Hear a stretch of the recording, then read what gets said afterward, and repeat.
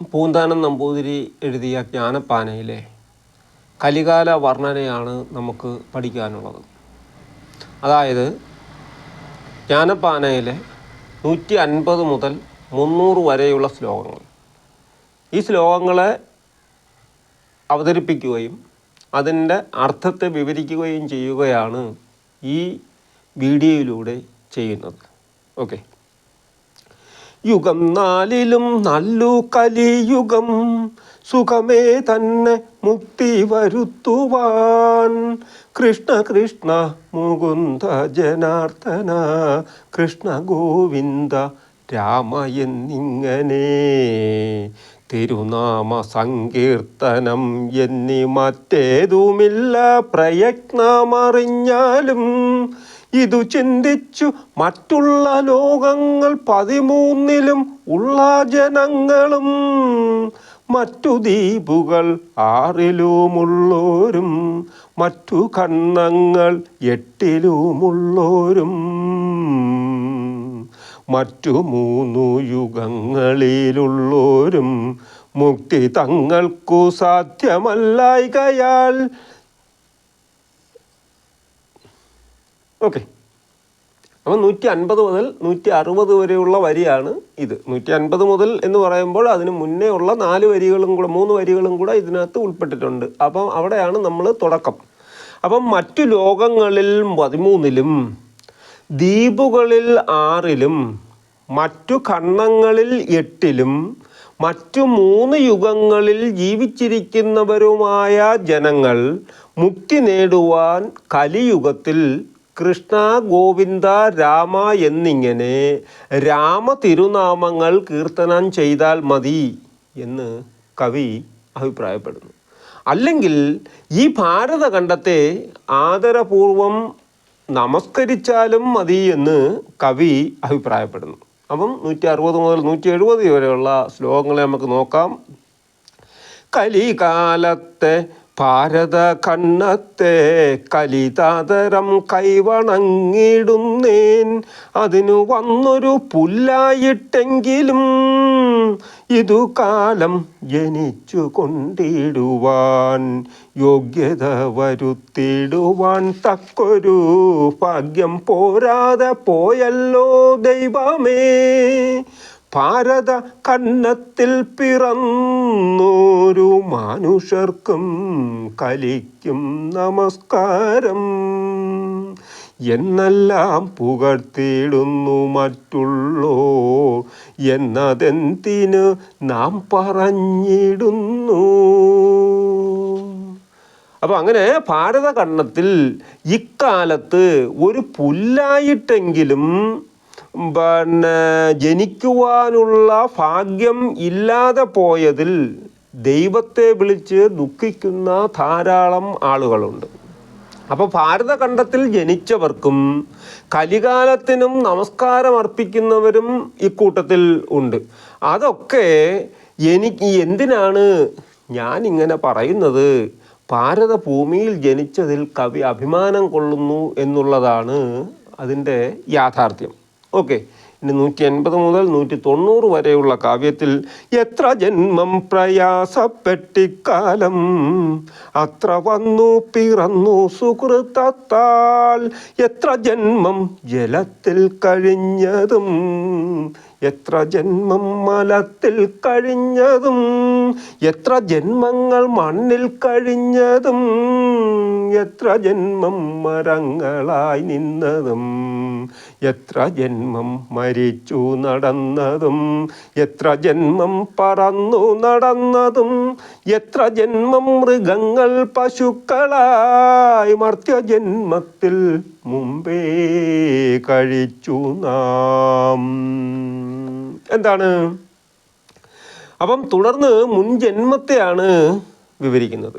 എത്രയോ ജന്മം നാം ജലത്തിലും അഴുക്കിലും മണ്ണിലും കഴിഞ്ഞു. എത്രയോ ജന്മം മരമായി കഴിഞ്ഞു. അപ്പം പക്ഷിയായും മൃഗമായും പശുവായും എത്ര ജന്മം കഴിഞ്ഞാണ് ഈ മനുഷ്യജന്മത്തിലേക്ക് നാം എത്തിച്ചേർന്നത്? നരജന്മത്തിന് ആവശ്യം ഭക്തിയാണെന്നും ഭക്തി ലഭിക്കുന്നത് മുക്തി നേടാനാണ് എന്നും മുക്തി കൈവരിക്കണമെങ്കിൽ ശ്രീകൃഷ്ണനെ ഭജിക്കണമെന്നും കവി ഓർമ്മിപ്പിക്കുകയാണ്. ഓക്കെ. എത്ര പണിപ്പെട്ടിങ്ങു മാതാവിൻ ഗർഭപാത്രത്തിൽ വീണതറിഞ്ഞാലും 10 മാസം വയറ്റിൽ കഴിഞ്ഞു പോയി 10 12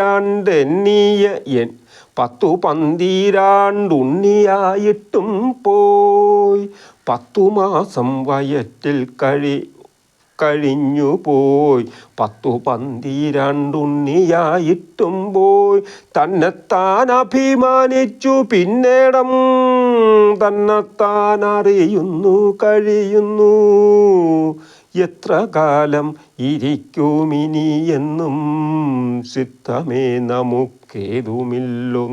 ഏതുമില്ലൊന്നല്ലോ നീർപ്പോള പോലെയുള്ളൊരു ദേഹത്തിൻ വീർപ്പു മാത്രം ഉണ്ടിങ്ങനെ കാണുന്നു. ഓക്കെ. അങ്ങനെ പല ജന്മങ്ങൾ കഴിഞ്ഞ് മനുഷ്യജന്മമായി നാം അമ്മയുടെ ഗർഭത്തിൽ എത്തി. 10 മാസം വയറ്റിൽ കഴിഞ്ഞു. 12 കൊല്ലത്തോളം നമ്മളുടെ ബാല്യകാലം കഴിഞ്ഞു. അത് കഴിഞ്ഞ് തന്നെ അറിയാതെ സ്വയം അഹങ്കരിച്ചു ജീവിച്ചു. എത്ര കാലം ജീവിതമുണ്ടെന്ന് പോലും നമുക്ക് ഉറപ്പുണ്ടോ? ഇല്ല, ഉറപ്പില്ല. അപ്പം നീർപ്പോള പോലെയുള്ളതാണ് നമ്മളുടെ ഈ ജീവിതവും ഈ ദേഹവും. ഈ ദേഹത്തിൽ ബാക്കിയുള്ളത് എന്താണ്?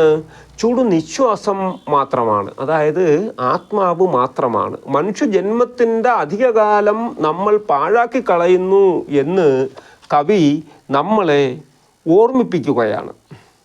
അപ്പം ഇനി അടുത്ത 201 മുതലുള്ള 210 വരെയുള്ള കാവ്യങ്ങളിൽ ഓർത്തറിയാതെ പാടുപെടുന്നേരം നേർത്തു പോകുമതെന്തേ പറയാവൂ ഇത്രമാത്രമിരിക്കുന്ന നേരത്ത് കീർത്തിച്ചിടുന്നതില്ല തിരുനാമം സ്ഥാനമാനങ്ങൾ ചൊല്ലിക്കലഹിച്ച് നാണം കെട്ടു നടക്കുന്നിതു ചിലർ മതമത്സര്യം ചിന്തിച്ച് മതി കെട്ടു നടക്കുന്നിതു ചിലർ ചഞ്ചലാക്ഷിമാർ വീടുകളിൽ പുക്ക് കുഞ്ചിരാമൻ കളിക്കുന്നിതു ചിലർ.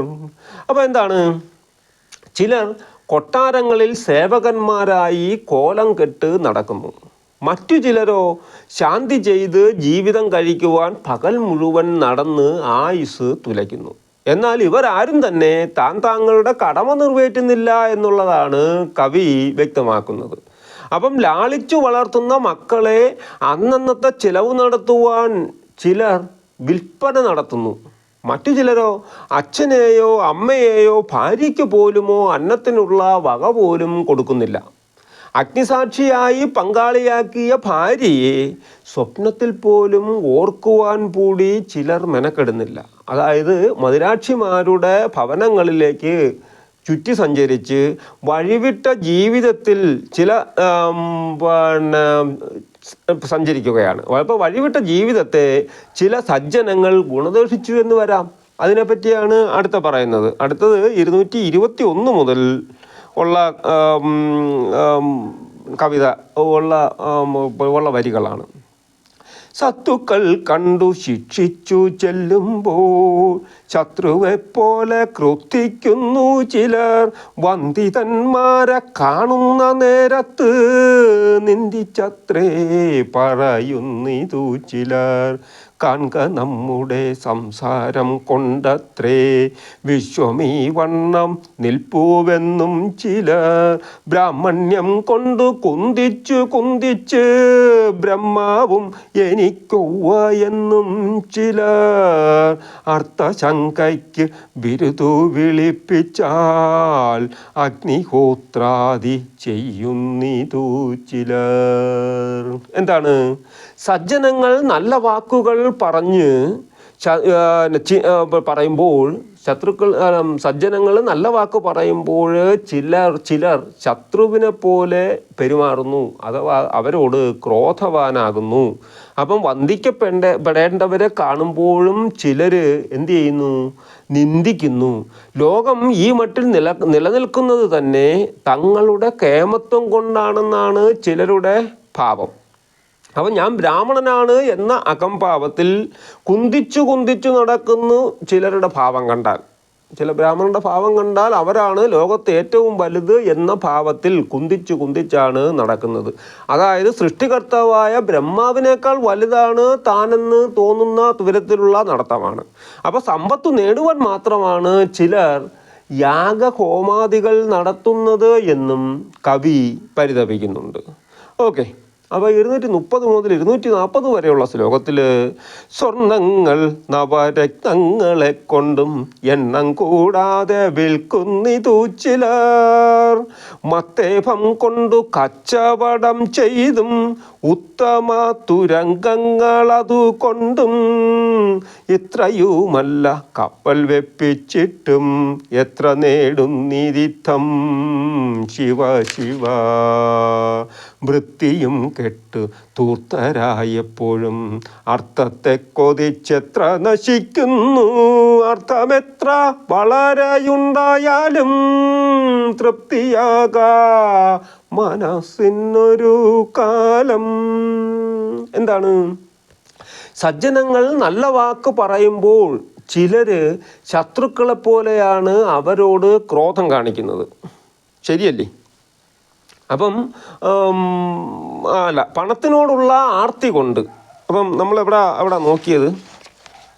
അപ്പോൾ സ്വർണങ്ങൾ നവരത്നങ്ങളെ കൊണ്ടും, അതെ, പണത്തിനോടുള്ള ആർത്തി കൊണ്ട് ചിലർ സ്വർണവും രത്നവും എന്ത് ചെയ്യുന്നു?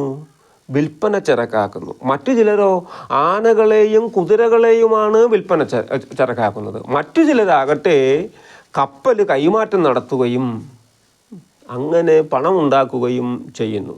അപ്പം ധനമോഹ ലാഭത്താൽ ഏത് വൃത്തികേടും ചെയ്ത് ധൂർത്തരാകുന്നു മനുഷ്യർ എന്ന് ആ കാലഘട്ടത്തിലാണ് കവി വ്യക്തമാക്കുന്നത് എന്ന് നാം മനസ്സിലാക്കേണ്ടതുണ്ട്. എത്ര പണം കിട്ടിയാലും ഇക്കൂട്ടർക്ക് എന്ത് വരുന്നില്ല? ഇക്കൂട്ടർക്ക് തൃപ്തി ഉണ്ടാകുന്നില്ല എന്ന യാഥാർത്ഥ്യത്തെ കവി വ്യക്തമാക്കുന്നു. അപ്പോൾ അത് കഴിഞ്ഞിട്ട് 241 മുതൽ 250 വരെയുള്ള ശ്ലോകത്തിൽ പറയുന്നത്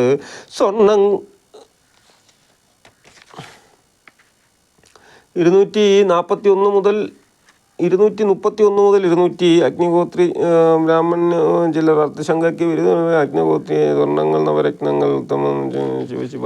അപ്പം 241 മുതൽ 250 വരെയുള്ള ശ്ലോകത്തിൽ അപ്പോൾ 10 കിട്ടിയാൽ 100 മതിയെന്നും ശതമാകിൽ സഹസ്രം മതിയെന്നും 1000 പണം കയ്യിലുണ്ടാകുമ്പോഴയുധമാകിൽ ആശ്ചര്യമെന്നതും ആശയായുള്ള പാശമതിങ്കെന്ന് വേർപിടാതെ കരേറുന്നു മേൽക്കുമേൽ സത്തുക്കൾ ചെന്നിരന്നാൽ അർത്ഥത്തിൽ അല്പമാത്രം കൊടാ ചില ദുഷ്ടന്മാർ ചത്തുപോം നേരം വസ്ത്രമതുപോലും ഒത്തിട കൊണ്ടുപോകാനൊരുത്തർക്കും.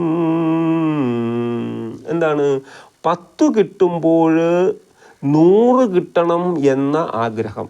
അപ്പം 100 കിട്ടിയാലോ അത് 1000 ആക്കണം എന്ന അത്യാർത്തി. അപ്പം 1000 കയ്യിൽ കിട്ടിയാലോ അത് 10,000 ആക്കണം. അങ്ങനെ മനുഷ്യനിൽ ആർത്തിയും അത്യാർത്തിയും നുരപൊന്തി നിൽക്കുന്നു. അവ ആശയാകുന്ന പാശത്താൽ കയറിനാൽ മനുഷ്യൻ ബന്ധിതനാകുന്നു. ഇവരോട് സജ്ജനങ്ങൾ ചെന്ന് യാചന നടത്തിയാൽ പോലും അവരിൽ നിന്ന് അല്പം പോലും കൊടുക്കുകയില്ല. അപ്പം ഈ കുമിഞ്ഞു കൂട്ടി വച്ചിരിക്കുന്ന സമ്പത്തിൽ നിന്നും സജ്ജനങ്ങളായ ആളുകൾ ചെന്ന് എന്തെങ്കിലും ആവശ്യത്തിന് കുറച്ചെങ്കിലും ചോദിച്ചാൽ പോലും അവർ കൊടുക്കുകയില്ല. അപ്പം ചത്തുപോകുമ്പോൾ ഒടുതുടി പോലും കൊണ്ടുപോകുവാൻ മനുഷ്യർക്ക് സാധ്യമല്ല എന്ന സത്യം ഇവർ അറിയുന്നേ ഇല്ല എന്ന് കവി പരിതപിക്കുകയാണ്. ഓക്കെ, പശ്ചാത്താപമുള്ളോളമില്ലാതെ പശ്ചാത്താപമൊരുള്ളോളമില്ലാതെ വിശ്വാസപാതകത്തെ കരുതുന്നു വിത്തത്തിലാശ പറ്റുക ഹേതുവായി സത്യത്തെ ത്യജിക്കുന്നു ചിലരകോ സത്യമെന്നതു ബ്രഹ്മമതു തന്നെ സത്യമെന്നു കരുതുന്നു സത്തുക്കൾ വിദ്യ കൊണ്ടറിയേണ്ടതറിയാതെ വിദ്വാൻമാരായി നടിക്കുന്നിതു ചിലർ കുങ്കുമത്തിൻ്റെ വാസമറിയാതെ കുങ്കുമം ചുമക്കുന്നതു പോലെ. എന്താണ്? വിശ്വാസവഞ്ചനയിൽ ഇവർക്ക് തരിമ്പ് പോലും പശ്ചാത്താപമുണ്ടാകുന്നില്ല. അപ്പം ഉടുതുണി പോലും കൊണ്ടുപോകാത്ത ഈ മനുഷ്യർ 10 രൂപ പോലും സജ്ജനങ്ങളായ ആളുകൾ ചോദിച്ചാൽ കൊടുക്കാതിരിക്കുമ്പോഴും അവർ ചെയ്യുന്ന വിശ്വാസവഞ്ചനയാണെന്ന തോന്നലോ ഈ വിശ്വാസവഞ്ചനയിൽ അവർക്ക് അല്പം പോലും പശ്ചാത്താപമോ ഉണ്ടാകുന്നില്ല മനുഷ്യർക്ക്. ഇങ്ങനെ പണത്തിൽ ആർത്തി പൂണ്ട ചിലർ സത്യത്തെ മറക്കുകയാണ് ചെയ്യുന്നത്. സത്യം എന്നാൽ എന്താണ്? സത്യം എന്നാൽ ഈശ്വരനാണ്. അപ്പം സജ്ജനങ്ങൾ കണക്കാക്കുന്നത് അങ്ങനെ തന്നെയാണ്. അപ്പം വിദ്യ കൊണ്ടാണ് അറിവ് നേടേണ്ടത്. എന്നാൽ അറിവ് നേടുവാൻ ചിലർ പണ്ഡിതന്മാരാണെന്ന് മേനി നടിക്കുന്നുണ്ട്. അപ്പം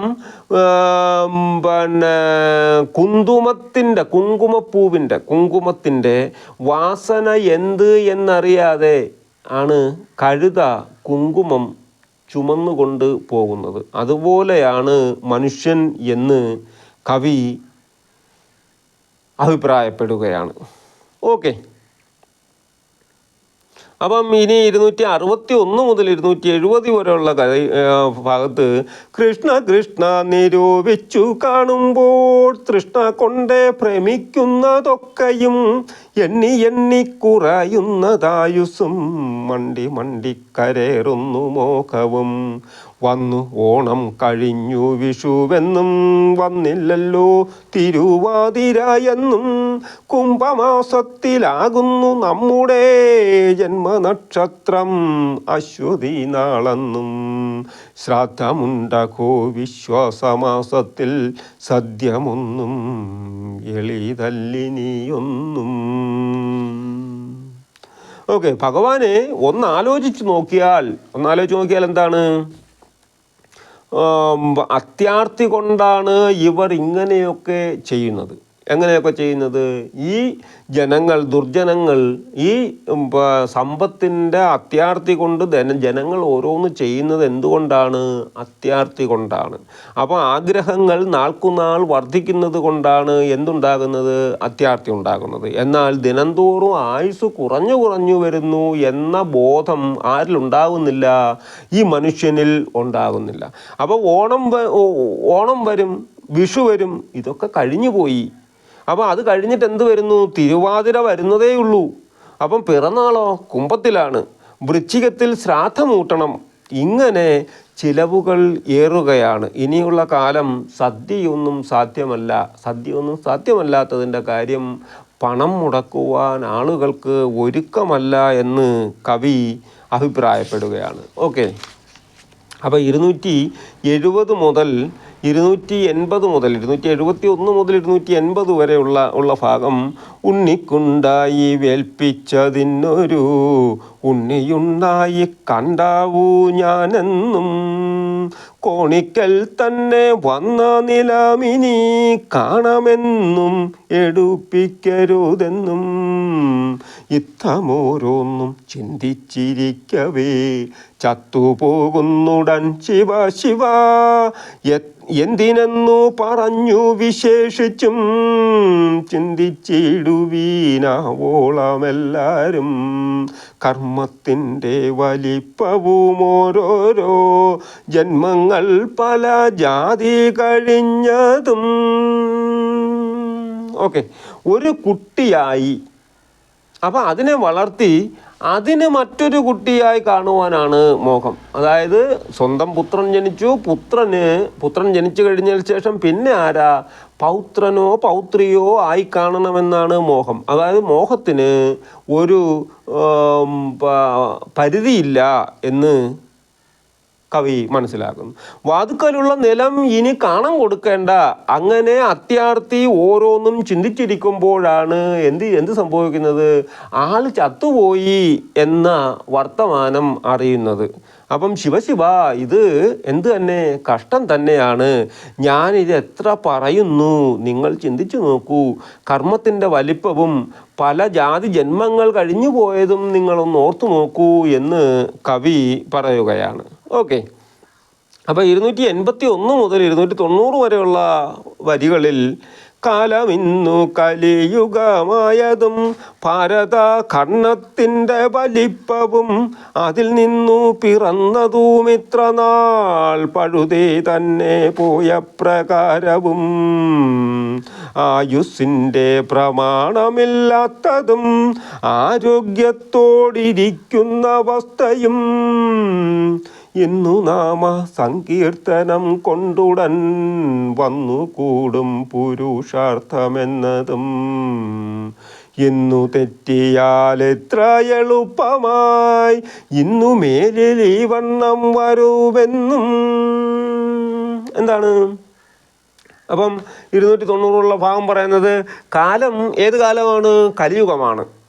ഭാരത ഭൂവിസ്തൃതിയും അതിൽ വന്നു പിറന്നതും ഇത്രയും കാലം ജീവിതം വ്യർത്ഥമായതും മനുഷ്യൻ്റെ പരിമിതിയിലും ആരോഗ്യത്തോടെ ഇരിക്കുന്ന അവസ്ഥയും നാമസങ്കീർത്തനത്തെ കൊണ്ട് നേടാവുന്ന പുരുഷാർത്ഥവും ഇന്ന് വഴിതെറ്റിപ്പോയാൽ മേലിൽ എന്തു വരുമെന്ന് നമുക്ക് എങ്ങനെ പറയാൻ പറ്റും, പറയുവാൻ പറ്റുകയില്ല എന്ന് കവി പറയുകയാണ്.